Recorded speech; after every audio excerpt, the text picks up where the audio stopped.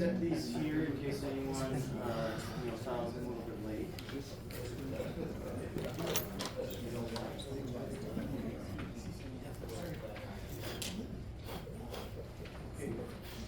All right, we're about 6 minutes over now, so we're going to get started. Welcome to the Wilcox AMA Application Workshop. My name is Brandon Solomon. I am the AMA Establishment Supervisor. I've worked on irrigation grandfathered rights, non-irrigation grandfathered rights for Douglas as well, so got experience there. How are you? Sorry. Thank you. Didn't notice.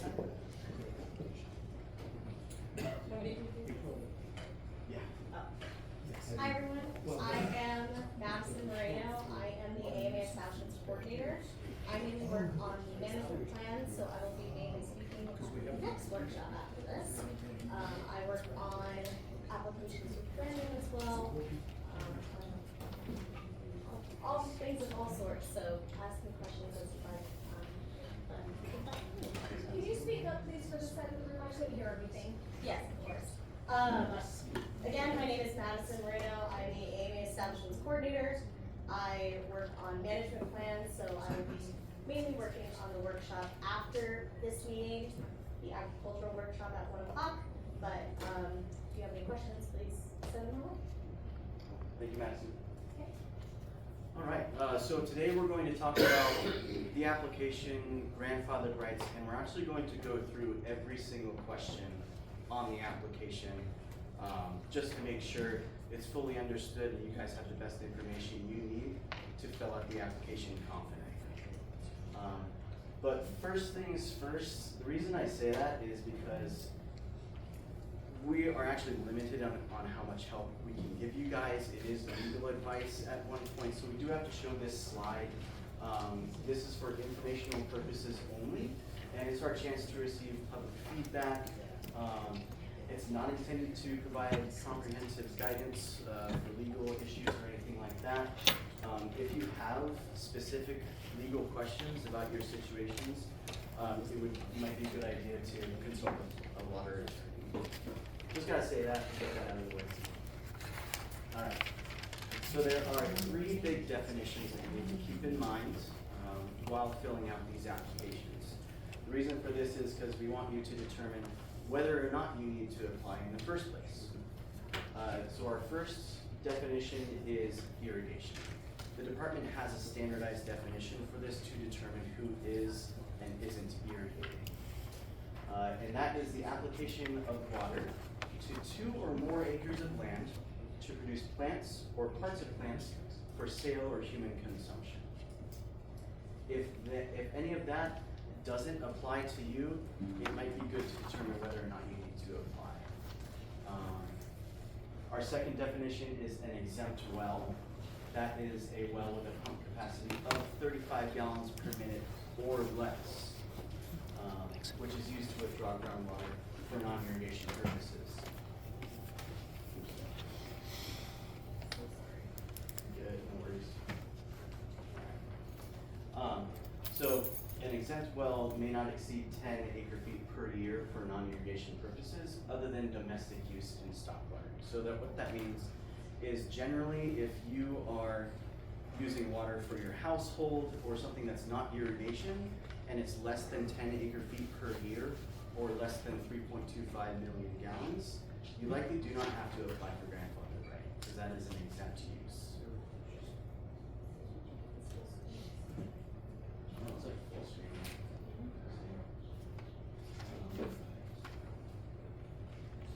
Yeah. Go back to the other tab. Yeah, that's it.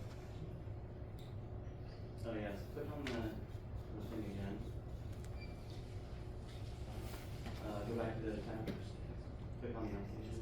Maybe it'll read it.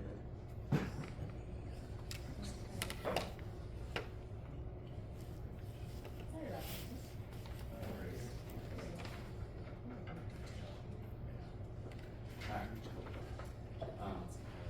So yeah, what is an acre foot?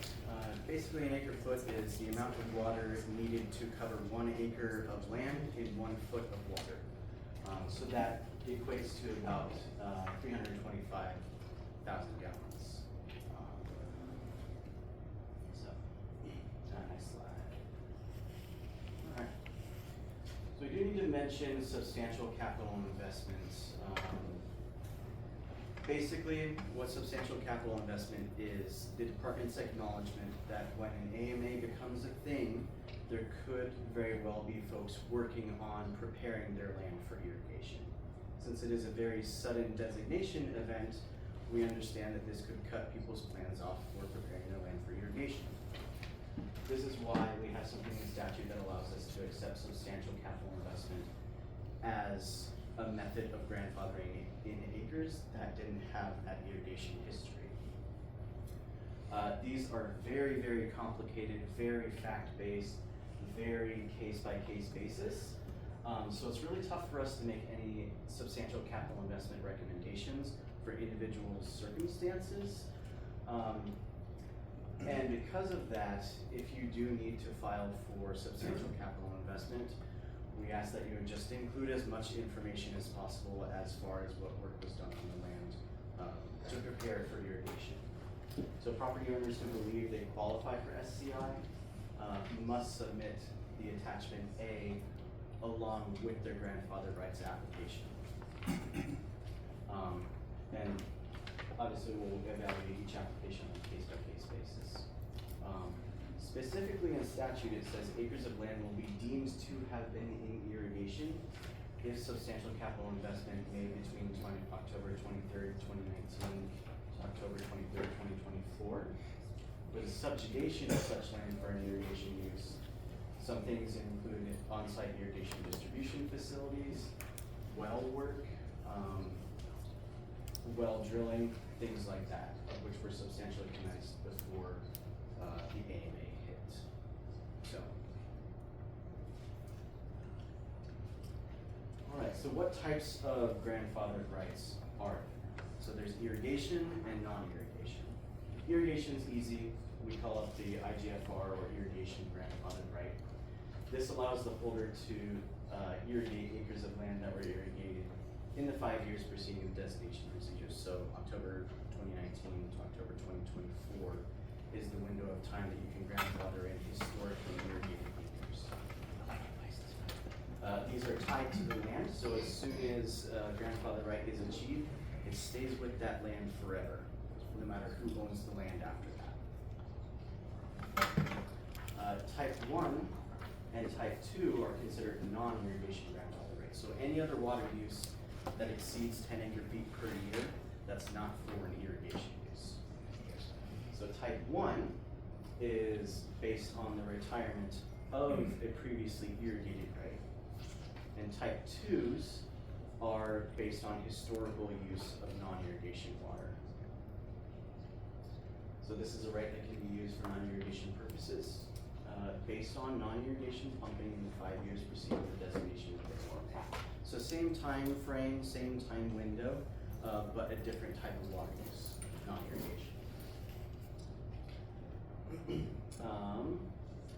Some interesting things about type 2 is these are flexible. Instead of being tied to the land, they're tied to the owner.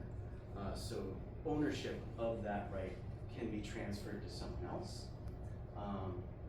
These rights can also be transported to different areas of the AMA for a non-irrigation use. So throughout this presentation, we're going to be reminding you of the Wilcox AMA application deadline, and that is April 8th. Failure to apply for one of these by the deadline will result in the waiver and relinquishment of any right to use groundwater for an irrigation use. Basically just saying that there's no room for late applications.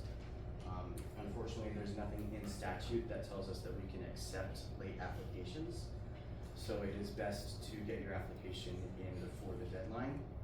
Even if you're not happy with it, even if it looks ugly, even if you've left some things out and you're not sure what to put, we ask that you submit your application before the deadline just to get it into us. And we can work with you guys from there. We have processes to request more information, gain clarification, and essentially build a relationship with you guys while we review your application.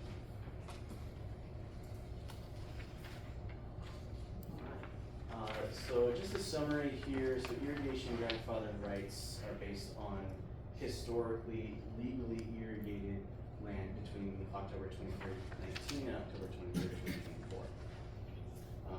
Again, the application of water to 2 or more acres of land for plants or parts of plants. And then we have the other side of things, the non-irrigation grandfather rights. These things are for turf facilities, large business campuses, things that are not used for producing crops or things like that.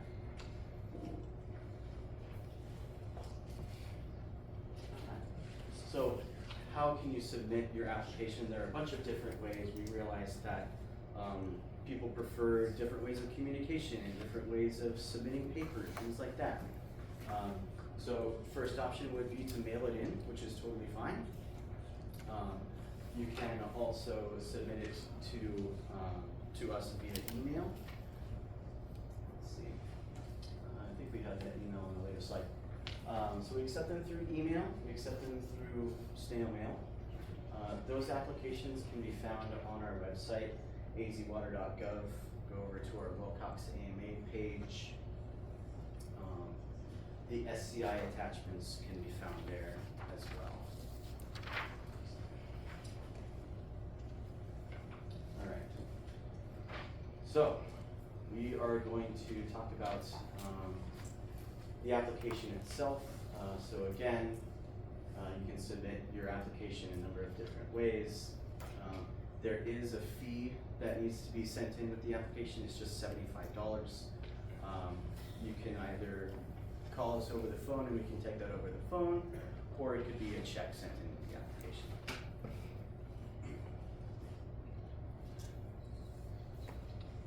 All right. So there are a few different things that the application needs to come with and asks of you. So if you're trying to grandfather in your acres, we want a description of those acres, parcel numbers so that we can verify with the county assessor and things like that, so we can get a good overall view of what your irrigation is. The application, the name on the application has to match the name on the deed. That is because in the statute it tells us that the owner of the land is the only person who can apply for the land. So we do ask for an updated deed. There are some nuances there. Sometimes names aren't the same as what you want to put on the application. So that might just be something we verify with you, but I can certainly answer more questions about that at the end of the presentation. We do ask for a map of the land, including the indication of fields previously irrigated and any sort of acres that were being worked on for substantial capital investment. This could be a screenshot from Google Earth or Google Maps. This could be a hand-drawn map. If you're a great artist, that's totally cool. Just as long as we have those locations of the wells, because in statute it does tell us that we need to have the locations of the wells for the application. The application also asks for the number of acres irrigated each year. That's kind of the meat and potatoes of that to determine how many acres you will eventually be grandfathering in. It's typically going to be the highest amount of acres during that 5 years. You know, minus any sort of nuances with like crop rotation and things like that. But we do also ask for the well registration numbers for any wells used for that irrigation. This number is typically going to start with a 55 dash. It is actually a requirement for all wells to be registered with the state. I mean, that's been a requirement since the 80s. So likely your well is going to be registered with the department. If you can't find your 55 dash number, we can certainly help you out with that, get you in touch with wells, or help you out over the phone to find those. What if your well is not listed on your site? Is that listed on your site, like It's not, it doesn't exist there. as far as location goes? Yeah, you know how your site, you have the red dots? Yeah. And there is, a well is not on there. So what application would we use for that? We can get you in touch with our wells department. That's where you would do a late registration of your well, and they'll assign a 55 number and get you all set up there. That doesn't necessarily have to be all done by the time you submit your application, though. Say that again? That doesn't necessarily have to be figured out by the time you submit your application. We can, get with you, coordinate with Wells, cause they're just down the hall from us, to figure that out. So basically, fill out the regular application to the best of your ability, even though you don't have the 55 number, and work with the lake well registration department. That's correct. Our well, I noticed our 55 number had our previous owner of the land. Is that a problem? That's not usually a problem. We will flag that as not owned by the applicant, but there's nothing in statute that tells us that, yes, the applicant needs to be the owner of the well. So we just double check with you guys to make sure that you have permission from whoever is the owner. We're the owner, but it just didn't get transferred in our name, so it's on our deed that we own it. Okay, yeah, that's fine. That's what we call a shared well agreement, which is a civil thing. We don't really kind of participate in that. But if you do want to get that ownership updated, feel free to call our wells department. And again, that doesn't necessarily need to be figured out by the time you submit your application. Would a regular, range lease or grazing lease that includes the well be enough as a shared well agreement, or does it have to be additions made to that? Owning the land is typically been a safe way for us to get confirmation of a shared well agreement. Shared well agreement is very informal. It could be a note just saying, hey, it's my neighbor, we've agreed on what to do for this. Or I own the land, it's on my land, something like that. But we typically work with you guys to figure out whether we need more or less from you as far as shared well agreement goes. So it hasn't been the biggest headache for me.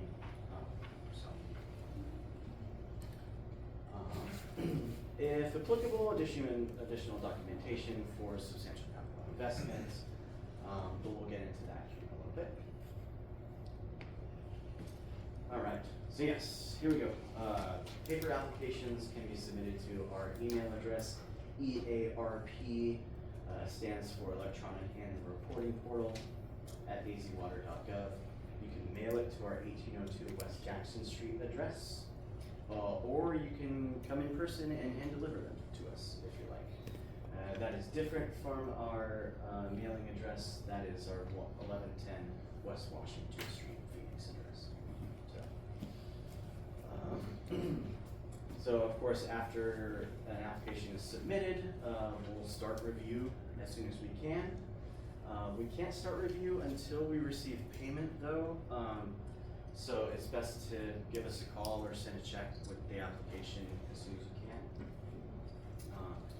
As soon as we do receive it though, we will send you a letter with your specific application identification number. So it's something we use to keep track of them, because we're gonna get unsure. So if you have questions about your application or you're calling to respond for a request for information or something like that, it's typically a good idea to have that number ready just so we can pull it up pretty quickly. And that will be sent to the address that is on your application.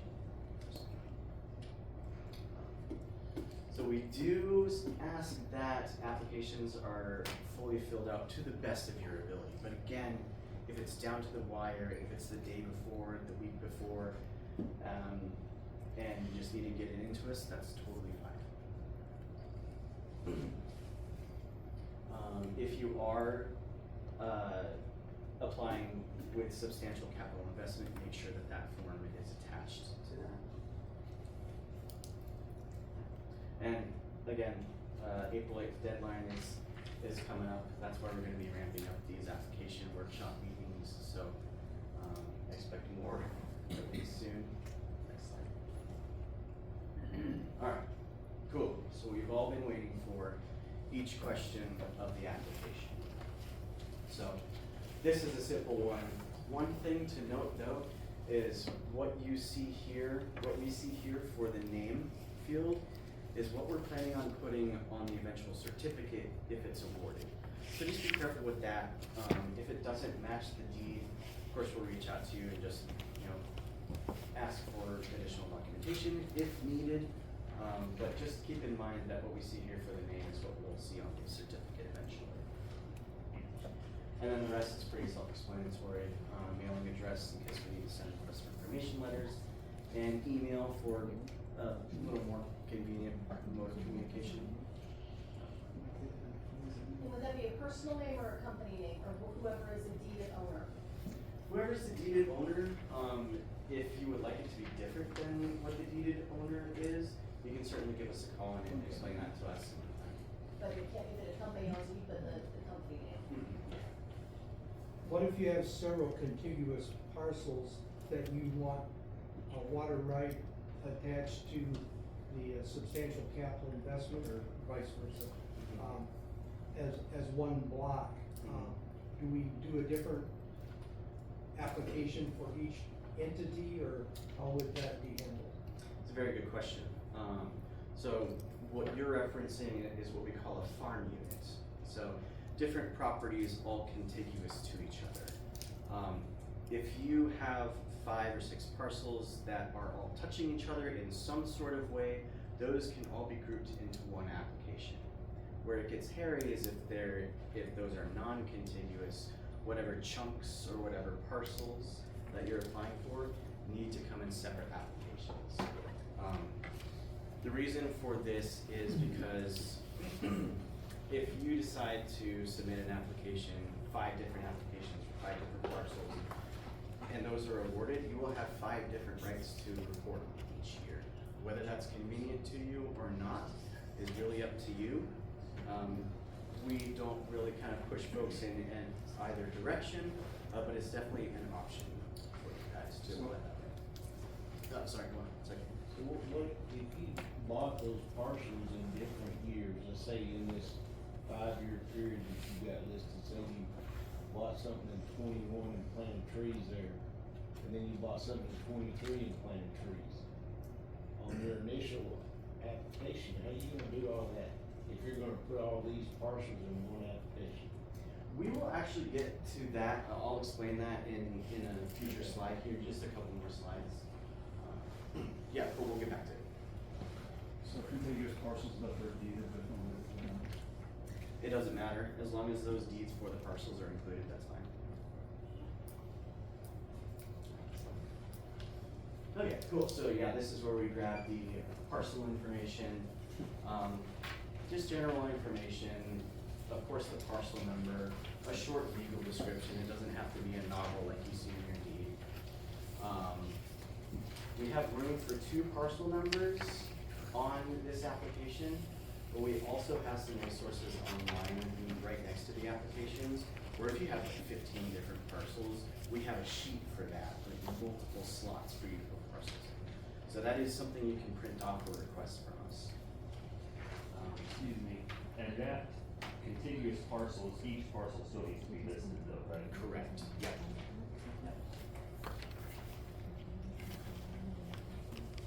Okay, so here is where we determine how many acres total have been irrigated during that time frame. So if you have 30 different parcels here, what we'll expect you to do is put the total of how many were irrigated in each year. This gives us a good snapshot of how many water duty acres you'll have, because that is the highest number of acres irrigated in any one year during those 5 years. So, feel free to put any sort of clarifications on this application and on the side too. These are very complex, and you know, if you feel you need to clarify something or explain something, that's totally fine with us. that's physical acres, not double cropped acres. So if you have a one divot, you crop 2 things on, it's still 120 or whatever the divot is. Yep, physical acres, yeah. We'll get to the double cropping. Yeah, we do have a spot for that too, so. All right, and then the well question, this just, is essentially a data grab for us, just to, you know, verify the wells, whether they're exempt or not exempt, so that you guys are more informed and we need to communicate things to you guys. So, of course, we have the 55 number well registry, whether or not it's owned by you, so that we know, just to check in on it with you, just say, hey, you know, in our system, doesn't say it's owned by you, so just to let you know. whether an improved measuring device is installed. You guys were previously unirrigated, so I expect to see a lot of noise here, which is totally fine. Measuring device type, if applicable, the pump capacity, so we can determine whether it's exempt or non-exempt, and whether this well is used for domestic reasons. Again, like I was telling the wine growers for this, whether or not it's a domestic well is not going to make or break your application. There's just some kind of up in the air things that we need to know this data for once that comes to fruition. Next slide. All right, the map question. So all we ask is just a snapshot of the land, whether it's a screenshot from online or hand drawn is fine. But the one thing that I've seen a lot of folks not include is the location and registry numbers of the wells described in previous well question. So it could just be like an X marks the spot with the 55 number next to it. Yeah, pretty simple. But if you have any questions on that, feel free to let me know. All right, irrigation districts. So this is kind of a general question. I don't foresee any irrigation districts in Will County unless someone can correct me there. Yeah, so it's likely this one is going to be no. But if you disagree and hit yes and indicate the district, that's totally fine. That's just more data for us to be more well informed. All right, water sources. This one is pretty close question to, if you use something other than groundwater to pump and put on your crops, feel free to clarify that here. I don't expect I'll see a lot of things other than groundwater, but you never know. Alright.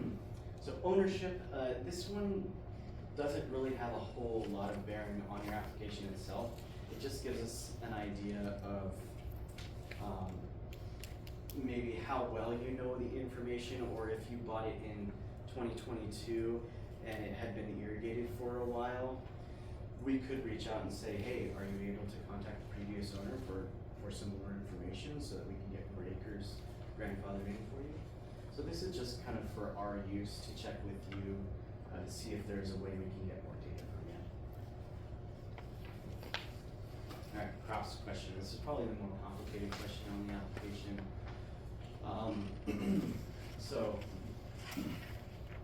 for each year, we want you to explain the type of crops grown, the number of acres in each crop, irrigation method, cropping pattern, and total acres, total number of acres planted. And we do not want you to count double cropped acres twice in the last column. So, now you might be asking yourself, what if I grow like 15 different crops? There's not enough room in these boxes to shove all those crops in here. We have created an extra sheet online as well, kind of like the parcel one, where there are multiple tables here that you can print off and fill that out if you find yourself without room to fit all your crops in there.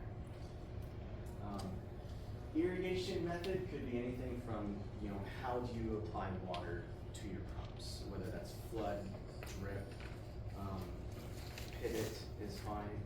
Pivot could also go in cropping pattern, but typically we see rows or pivot or something like that in cropping patterns. So these boxes are pretty open-ended.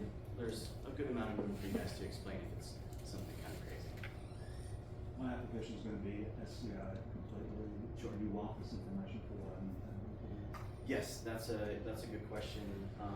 We do ask that question on the SCI attachment itself.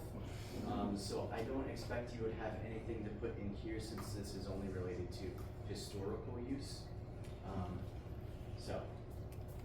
That also brings up an interesting thing too, is that, oh no, I guess I already explained that. Okay, cool. So, I have a question about that. Mhm. If you're only applying for SCI, it appears on the form that it says it has to be attached to an IGR application. Mhm. How would we handle that? Yeah, that's a great question too. So if an application is solely based on substantial capital investment, we expect a lot of these values in the historical application to be zero or not applicable or something like that. So when I open up the mail and I see one of these applications and there's like nothing to it, I think to myself, okay, they better have a substantial capital investment application. Otherwise, sure, approved for 0 acres. See what I'm saying? So, yeah, typically the historical application, this one we're talking about now, will be pretty easy if you're applying for solely substantial capital investment. If it's a mix of the two, that's where, we have a lot of information, so. Question on the crops. I suppose miscellaneous vegetable crops isn't a good enough answer for crops grown. Thank you for mentioning that, yeah. So, we do have, do you wanna? Yeah, so what we'll be going over today in the next workshop meeting is kind of a list of crops, that will be in the management plan. And that is where I would like feedback. Am I missing a crop? If there's a missing crop on there that you feel like is different than what we have or doesn't fit kind of the boxes, I'm not checking all the boxes, please let us know. Miscellaneous is not quite it, so what we see on this question will help us determine your water duties. So which will be your allotments, at the end of the day, so when you receive your grandfather grant. So if you tell me, let's say, vegetables, I don't know where I can put that in my very specific list. Or if you just say grains, what kind of grains, where are we running with that? So as specific as you can be, but not overly specific if you can't figure. You will be able to see that list soon, and that list will also be available, online soon after the meeting.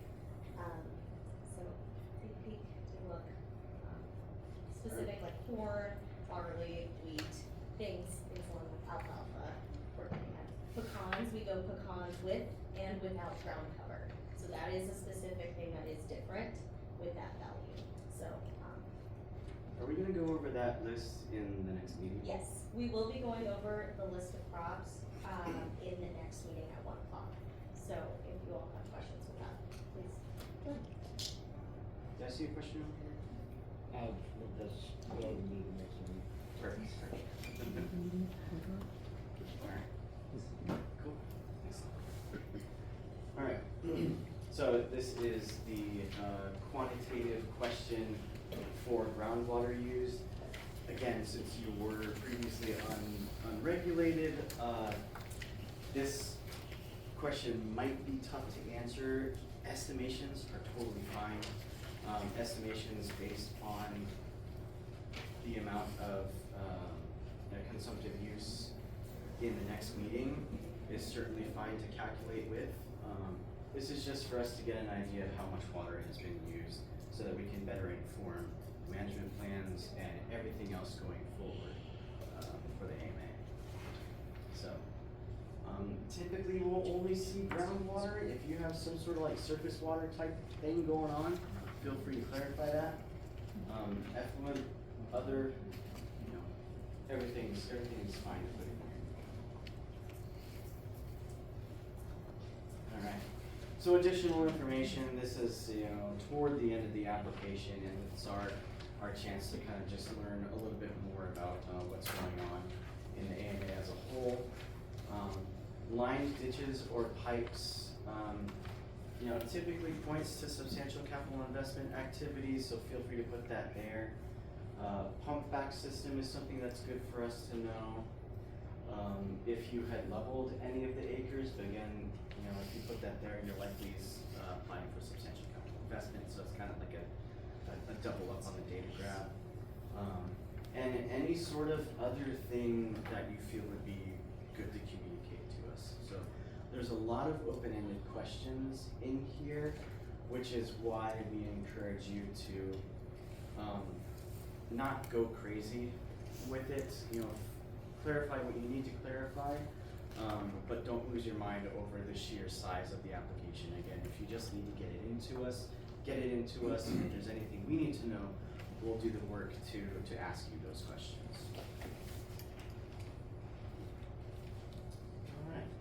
And data source, this is another kind of like bottom of the barrel question, where you got your source of data from.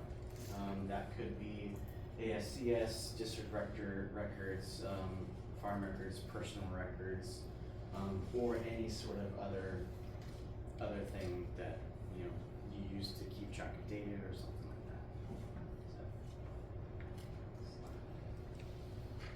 All right, now we gotta go back to this thing. So this is for informational purposes only, and if you have some like pretty complicated questions, we encourage you to consult with an attorney.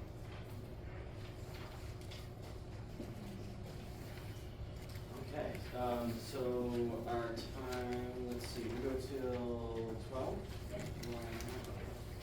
All right, so I like to use this time to hopefully like meet one-on-one with you guys if you have any questions, but it's a big crowd today.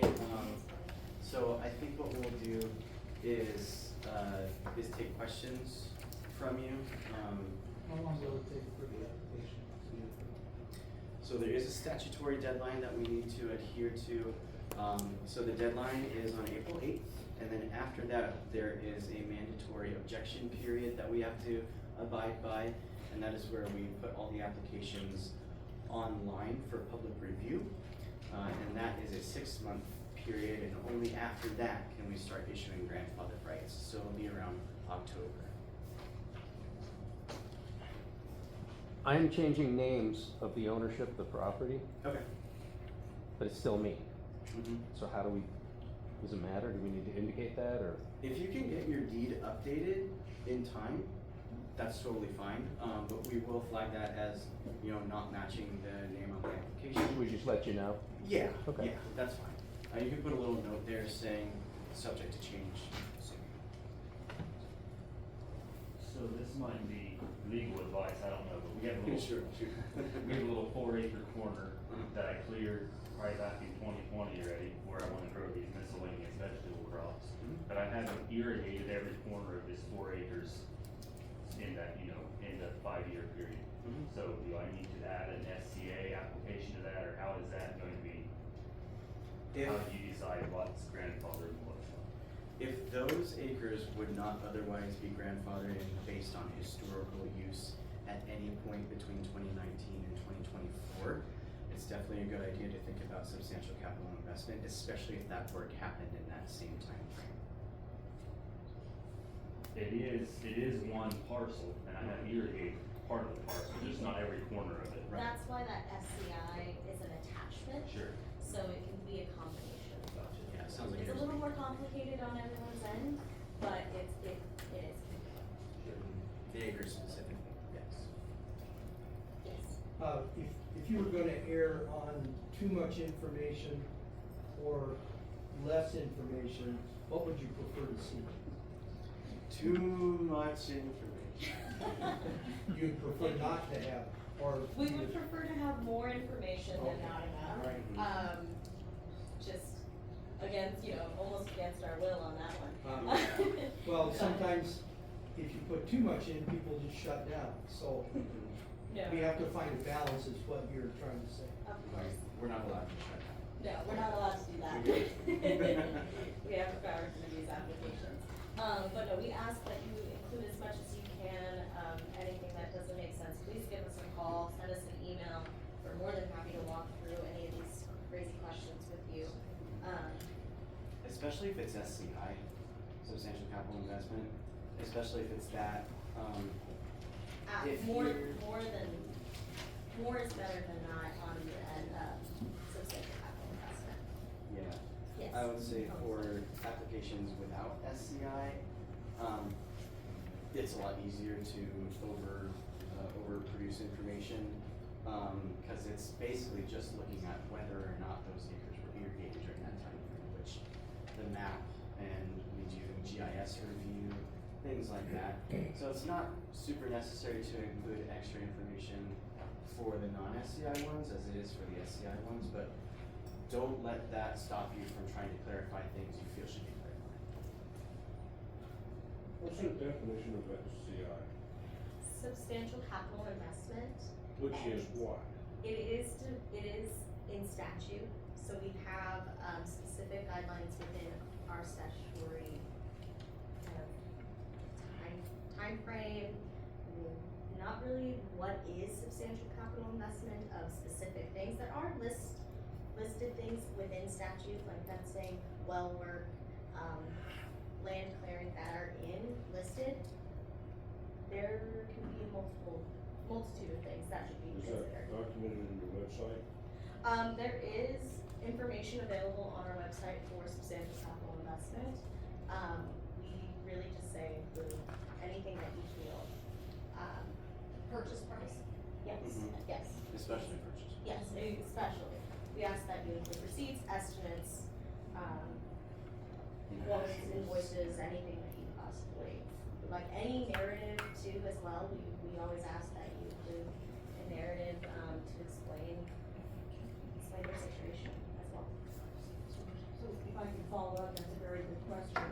If you don't have a clear definition of it, does that mean that we are able to place what we feel are, can help us out in any shape or form? Hence why we ask you to include as much as you can, Yeah, so. as much as you can. Yeah, We are tied within statutory requirement of that 5-year time period of October 23rd, 2019, October 23rd. Even if you don't have a definition, you're That is, tied in? that is the statutory timeframe. So that is what we are required to look at, is that 5-year time period. But, looking at this specific work is not truly hard to find of what is and what isn't in that yes and no. and, even the dollar amount too, you know, what's substantial for one person might not be substantial for the other, and vice versa. Which is why it's just so case by case basis. So that's why we want as much information as possible, as much clarification as possible, to kind of explain your story of how you prepared your land for irrigation. So it sounds like there could be quite a few loopholes, because if you don't have a definition. Yeah, if I were to put myself in your guys' shoes, basically the statute says,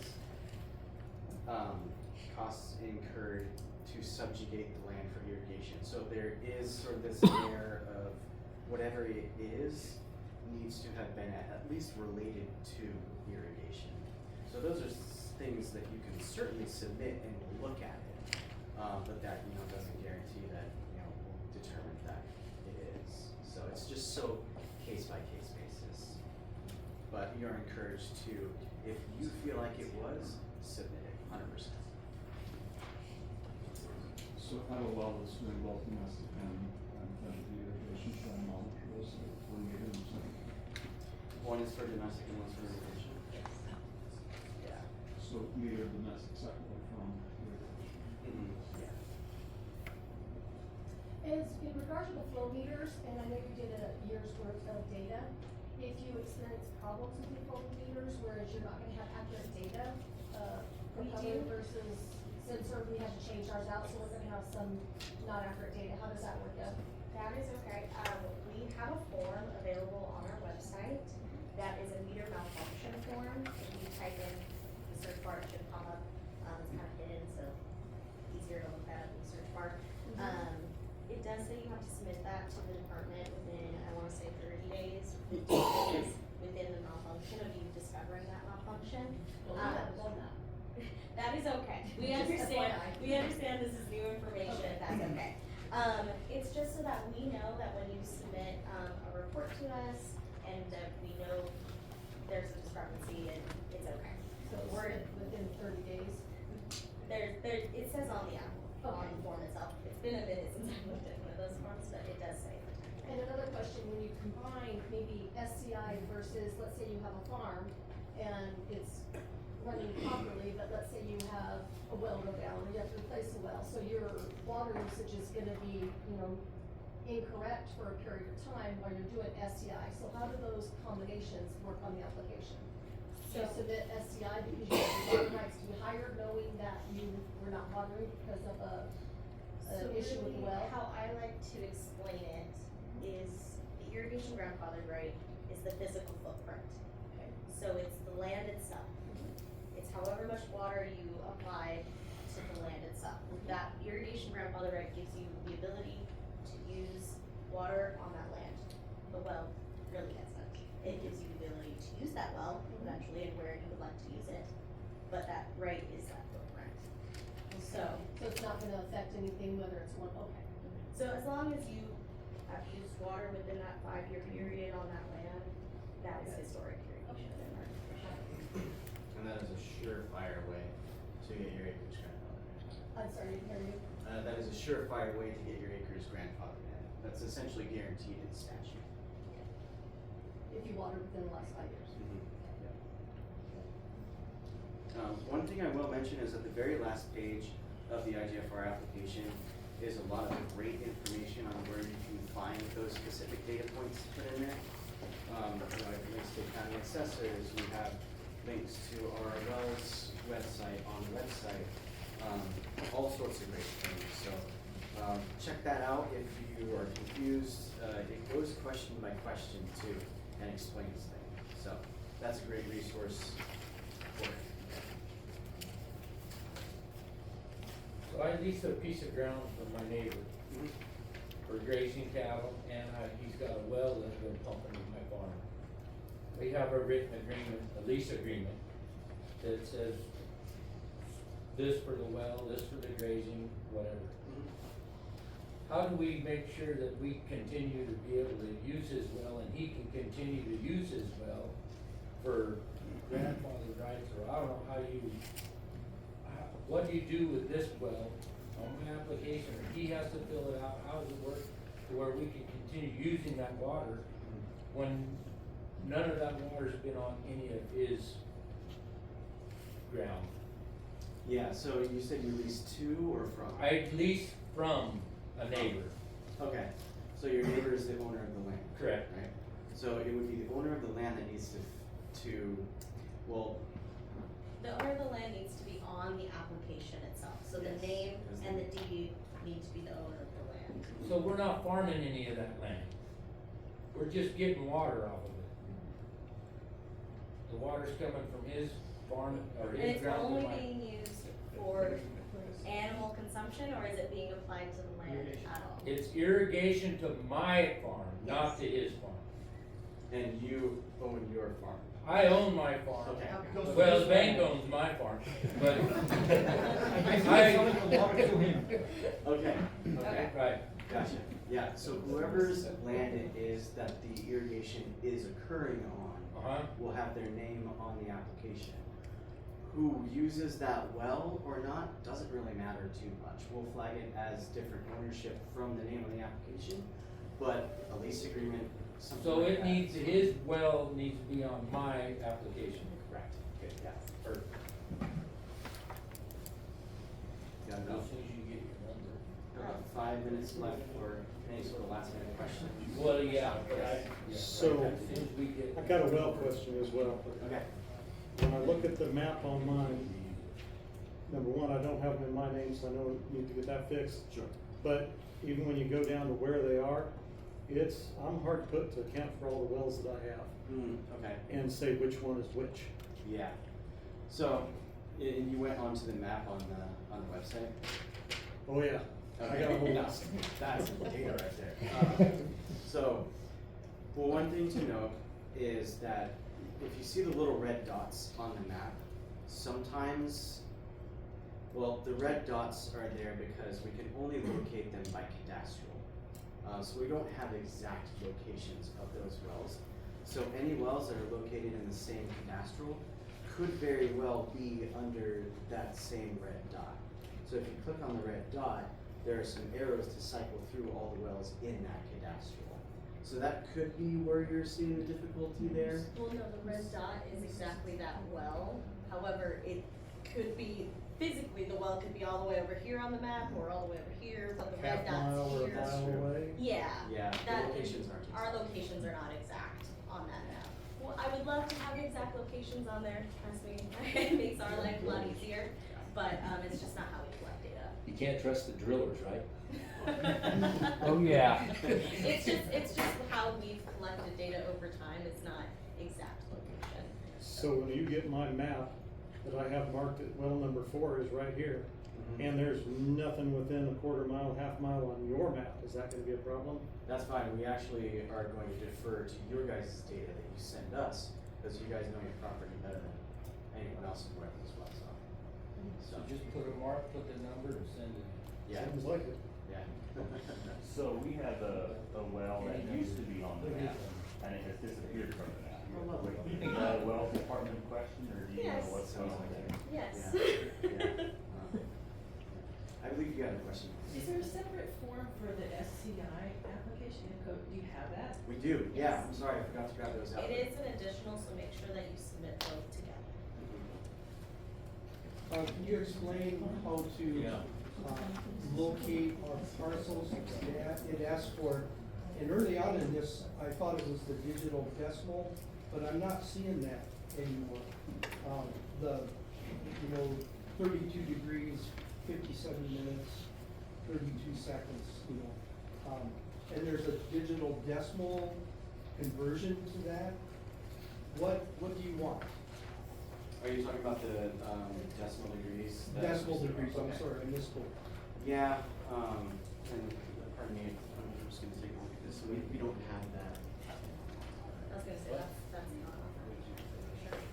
Yeah, so the decimal degree question was designed for us, like, if we can't find your parcel, we type in the GIS coordinates, but we haven't really run into a situation where we even need to do that.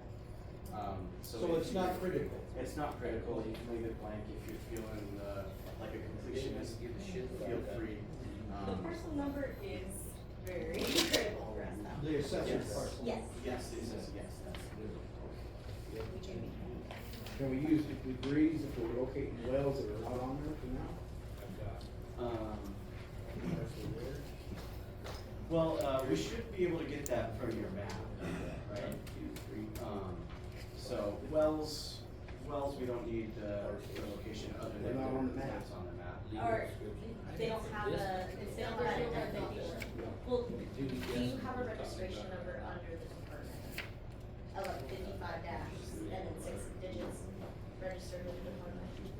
All wells should be registered regardless of domestic or non-exempt. Yeah, after 1980, all wells are supposed to Then check that's the in number with the we're department and coordinate the assignment of that 55 dash number. But before that, who knows what wells are out there that were never communicated to the That department. is something that, The late will registration. yes. All right, we've got about 10 seconds left to go. I think we'll wrap it up here. We have a lot of information, how to call wells. We have the information, we got the applications and all sorts of documents on our website. Feel free to call our AMA line if you have any questions as well.